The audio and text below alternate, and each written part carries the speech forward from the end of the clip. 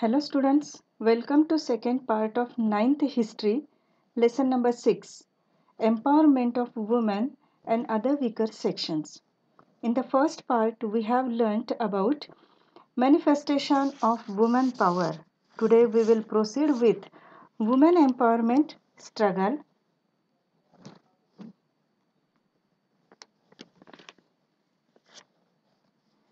Women empowerment struggle.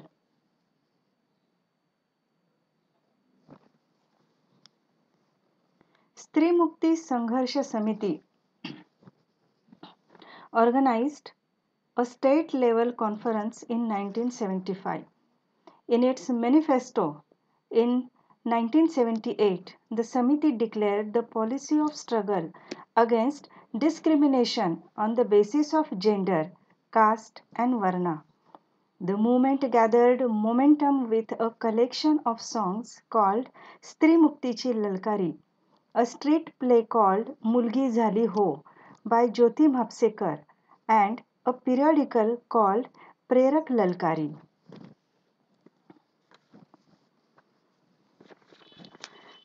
स्त्री मुक्ति संघटना Women's Liberation Organization is a non-governmental organization founded 1975 working for the empowerment of women chiefly by creating awareness in the society about women's issues and improving the lives of women through education, healthcare and gender equality. Its main tasks are the theoretical study of women's problem. Number 2, making women conscious about their rights. And number 3, organizing women to address different problems in their life and helping them to struggle for the solution of these problems. All of Stri Mukti Sangatna's programs aim to create better conditions for women and defend their rights. For example, the cultural troupe program has represented plays and songs treating women's issues using local language to reach communities. Number 2, family counseling helps stressed women with issues of violence, harassment. Number 3, daycare centers allow working women to leave their children in a safe and uplifting environment, enabling them to self sustain and develop skills and professional careers. Jyoti Mhapsekar is an Indian award winner. She worked as a librarian and a playwright. She is known for her role as founder and president of Stri Mukti Sangatna. She has won awards including the Nari Shakti Puraskar.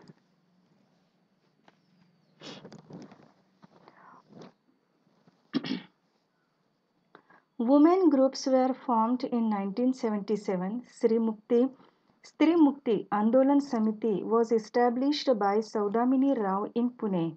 It started Baija, a fortnightly, also Stri Uvach and Maitrin. Stri Ananya Virodhi, Stri Anyaya Virodhi Manch in Aurangabad, Mahila Dakshata Samiti in Kolhapur, Mahila Haqq in Nasik, and Nari Prabodhan Manch in Latur were formed. Anti-dowry protection committees were formed all over Maharashtra. Dowry means any property or valuable security given or agreed to be given either directly or indirectly. Means dowry means the money or gift that parents give to their daughter at the time of her marriage. It is considered an evil because it has grown into a social evil as the boys or bridegroom's parents demands a large sum of money from bride's or girl's parents. So Dowry Prohibition Act, Indian law enacted on 1st May 1961, intended to prevent the giving or receiving of a dowry because dowry is a social evil in the society that has caused unimaginable tortures and crimes towards women. The evil has taken lives of women from all stratas of society, be it poor, middle class, or the rich. It is because of the dowry system that daughters are not valued as much as the sons. If any person after the commencement of this act gives or takes or force others for giving or taking of dowry, he shall be punishable with imprisonment for a term which shall not be less than 5 years, and with the fine which shall not be less than 15,000 rupees. So, to eradicate dowry system, we should educate girls or our daughters, encourage them to have their own career, teach them to be independent and responsible. Treat your daughter or girls equally without any discrimination. A conference to protest against oppression of women was organized in Dhule. Nari Samata Manch and Milun Saryajani were the periodicals of Vidya Bal that published articles on women's issues. Also, Nari Samta Manch is running a center called Speak Out and Counseling Center for men and women for relationship issues. Vidya Bal is a well known feminist and worked consistently for women's cause through Nari Samta Manch. She is journalist by profession, worked as editor of Stree magazine and later started magazine Milon Saryajani, which is committed to cause of gender equality. She is a guiding force for Nari Samta Manch. The work of Samajwadi Mahila Sabha and Krantikari Mahila Sangatna were of great help in dealing with women's issues.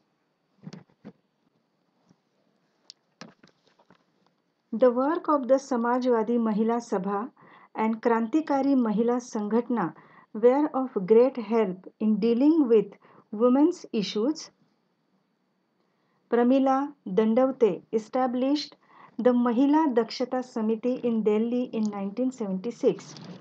Branches of the Samiti came up in the states of Andhra Pradesh, Tamil Nadu, Kerala, Odisha, Madhya Pradesh, Uttar Pradesh, and Punjab. The core principles of Mahila Dakshata Samiti are health, education, empowerment, and equality, and has been working intensely towards providing a better today and promising tomorrow to the poor and the needy sections of society. And its aim is equality for all women and equal participation in all walks of life, be it home, workplace, or society at large. In 1980, the Communist Party established the Akhil Bharatiya Janwadi Mahila Sangatna. It started it started struggle against dowry, female feticide, domestic abuse, etc.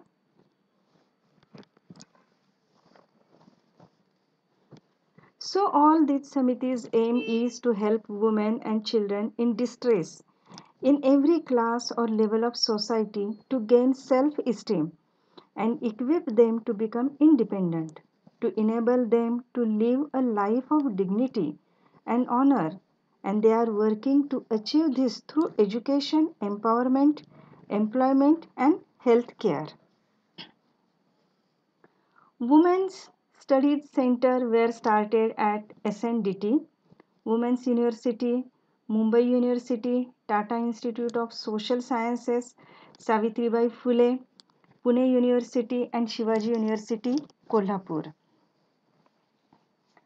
SNDT Women's University is the first women's university in India as well as in Southeast Asia.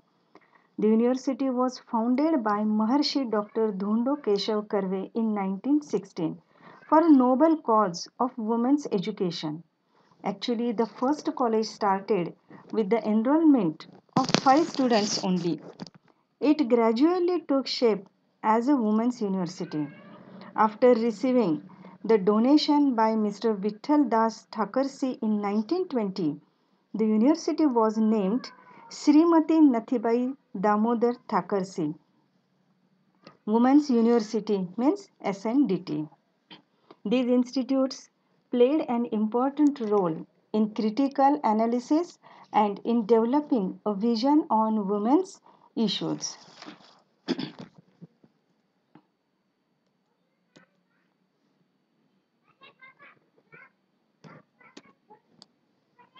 Laws for women. The Hindu Code Bill 1952 recognized women's right to alimony and their share in the father's property. Alimony means it is the financial support that is provided to a spouse after divorce. Spouse means either husband or wife. Means a fixed amount paid to a married woman for her upkeep by the husband who has divorced her. Under Section 25 of the Hindu Marriage Act, permanent alimony is provided by the court to the wife or even to the husband for her or his supports and maintenance. If the wife is not earning, the court will consider her age, educational qualifications, and ability to earn to decide the amount of alimony. The main aim is to provide financial independence to the divorced woman so as to, so as to facilitate convenience, as well as daughter can claim equal share in parental property or father's property. Women's right to Stridhan was recognized. Polygamy was made illegal, and women, just like men, got the right to sue for divorce. The right of woman, Stridhan, is the property that a woman obtains at the time of her marriage. It differs from dowry in the way that it is the voluntary gifts given to a woman before or after her marriage, and women have an absolute right over their stridhan. The woman's husband or his family cannot take the stridhan away from her against her will. Polygamy. Polygamy means the practice of having more than one wife at the same time. In 1955, the Hindu Marriage Act was drafted, which prohibited marriage of a person whose spouse was still living. Thus, polygamy became illegal in India in 1956. Means under Indian law, a person cannot marry or keep two wives at the same time. Such practice is illegal and liable to punishment. If he or she does so, then the second marriage will be considered illegal, and the first spouse can file a case against the spouse committing polygamy under the Hindu Marriage Act. Section 13 of HMA 1955 gives women the legal rights to file for a divorce without the consent of her husband. The divorce can be filed on The divorce can be filed on the grounds of adultery, cruelty, thrown out of marital home, mental disorders, etc. Prevention of Dowry Act 1961 made both giving and taking of dowry a cognizable criminal offense. According to this act, taking or giving of dowry at the time of the marriage to the bride or the bridegroom and their family is to be legally punishable. Dowry is often asked of the bride and her family by the groom and his family. The system has taken strong roots because women after marriage move in with their spouse and in-laws. After over the centuries, the lack for economic independence of women and the non-acceptance of divorce has resulted in bride burning. When demands for dowry, even after marriage, are not met by the girl's families, many women are tortured, beaten, and even burnt. So, the Dowry Prohibition Act made both giving and taking of dowry a cognizable criminal offense. Cognizable offense means an offense in which a police officer has the authority to make an arrest without a warrant and to start investigation with or without permission of a court. This law was made for stringent in 1984. Stringent, that means strict or firm. This law was made very strict in 1984. Maternity Benefit Act 1961 gave women the right to get leave from work at the time of childbirth.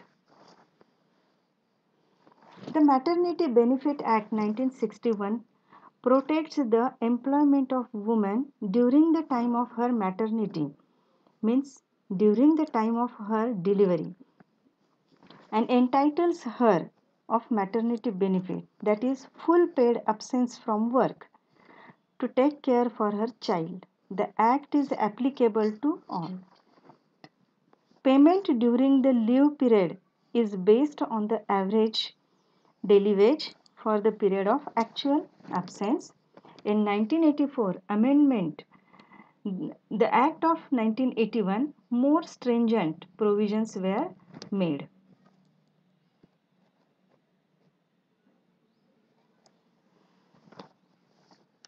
Next, family courts. Family courts were established in 1984 to resolve conflicts arising out of marriage and other domestic problems were alimony, single parenthood, etc. The Family Court Act 1984 was enacted on 14th September 1984 to provide for establishment of the family courts with a view to secure speedy settlement of disputes relating to marriage and family affairs. For example, separation, divorce, property of the spouses, guardianship of a person, or custody of any minor or children, maintenance and alimony. These family courts gave priority to mutual understanding over witnesses and evidence. It emphasized to resolve issues quickly but justly. These family courts give first preference to mutual understandings and also have official power to make legal decision to give the custody of the child to a proper person. It is the duty of the family court to resolve the matter through conciliation, that means peacemaking way, and settlement. The court can take assistance of medical and welfare experts as well as the counselors. So, counseling and conciliation are the two pillars on which the whole structure family court is built. Next, come to the next point. Trial involving alimony 1985. A fixed amount paid to a married woman for her upkeep by the husband who had divorced her is called alimony. So just now I explained you what is alimony. In the case of Muhammad Ahmad Khan versus Shah Banu Begum, the Supreme Court gave the verdict that Shah Banu Begum had the right to alimony. Here, as we all know, triple talaq, a verbal divorce, was practiced by Muslim community in India. This case was fought between husband and wife. Muhammad Ahmad Khan versus Shah Banu Begum, respectively. Muhammad Ahmad wanted to divorce his wife Shah Banu and he refused alimony to Shah Banu. So she approached Supreme Court of India to seek justice. She is she she in reference also produced the evidence that even Quran suggests alimony to a divorcee. In this Supreme Court gave a verdict in favor of Shah Banu and asked Muhammad to give her alimony, which was her right according to constitution. Verdict means decision. Due to the protest against the verdict by the religious organizations, Parliament Muslim Women's Act in 1986 enacted Prevention Act. In protest against the verdict means decision. In protest against the verdict of Supreme Court of India, males from Muslim community who had complete influence on Muslim law board and many such Muslim organizations started their protest against the verdict throughout the India. Actually, Supreme Court had followed the constitution strictly and so they were completely right. But following prey to the Muslim protest, then government of India brought an amendment to change the existing law which protected the Muslim women and new law was made in favor of males of the Muslim community. So students, today we have learnt about women empowerment struggle, law for women, family courts, trial involving alimony. In the next part, we will proceed with the commission of Sati in the third part. So thanks for watching students. Thank you so much.